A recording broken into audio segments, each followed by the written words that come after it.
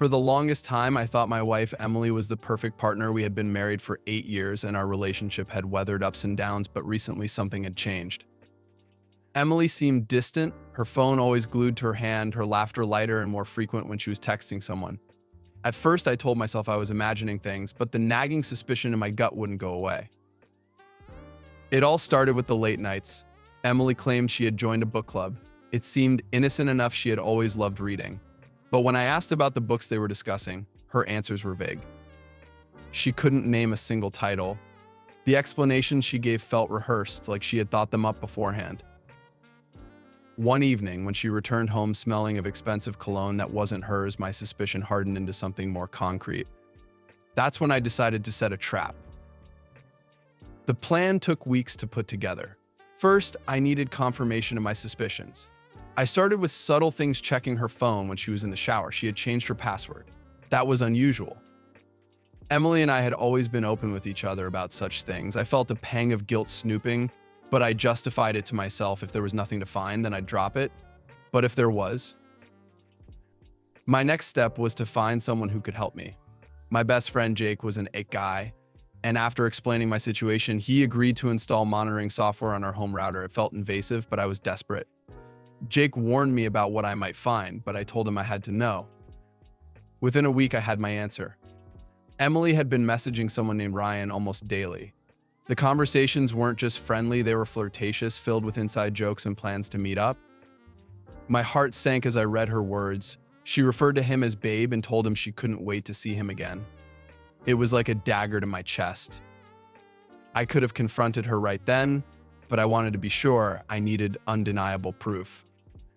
One night when Emily said she was heading to her book club, I decided to follow her. I tailed her car at a safe distance, my palms sweating and my heart racing. She pulled into a restaurant parking lot, a place we'd been to together many times. It was cozy and romantic, not the kind of place for a book club meeting. From my car, I watched as she stepped out and adjusted her dress, looking nervous yet excited. Moments later, a man I assumed was Ryan appeared. He was tall, well-dressed, and had an easy confidence about him. They hugged like old lovers, and she kissed him on the cheek. My suspicions were confirmed. I stayed in the car, fuming and heartbroken as they went inside. That night, I didn't confront her. Instead, I drove home and began crafting my plan. I wanted her to feel the weight of her betrayal, to understand how deeply she had hurt me.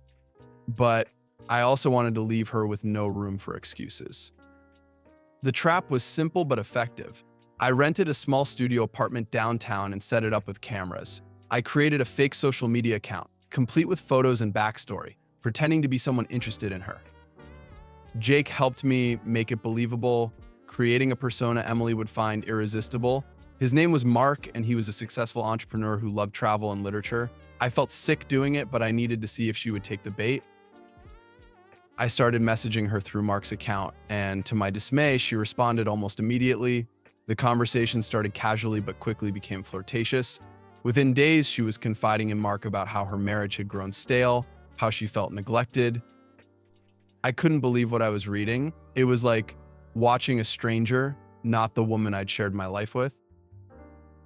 After a few weeks of back and forth, Mark suggested they meet in person. Emily agreed without hesitation.